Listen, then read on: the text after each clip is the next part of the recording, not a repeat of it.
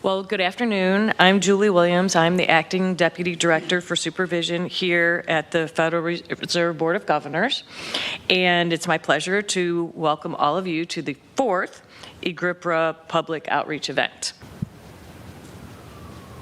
Our next speaker is Thaddaus Dawson. Hi, my name is Thaddaus Dawson. I'm the president and founder of 10KBA and the 10,000 Appraisers Foundation. I've been an appraiser for 40 years. My career predates the Appraisal Foundation, FIREA, and Dodd-Frank. So I've had a frontline seat to watch the 38-year experiment called the Appraisal Foundation. This experiment has been a complete and total failure based on FHFA paper 2407 that states only 10% of all appraisals utilize market conditions adjustments. Well, if only 10% is utilizing market conditions adjustments, that means 90% are not using market conditions adjustments, and therefore the 90% failure. The best way that we can mitigate short term is the codification of reconsideration of value. That is the most comprehensive wealth preservation plan that we have. That's also a law, and it's implemented by the VA. The VA actually has been doing this since 2003. Secondly, I've also submitted a white paper, and the long-term solution is the land grant reconstruction appraisal program, where we can fix and mitigate all that is wrong with the appraisal profession, although that's going to take some time.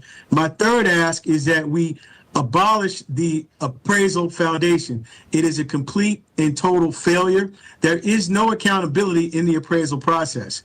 And the Appraisal Foundation is not an authorized body to administer discipline. So there is no disciplinary measures or consequence.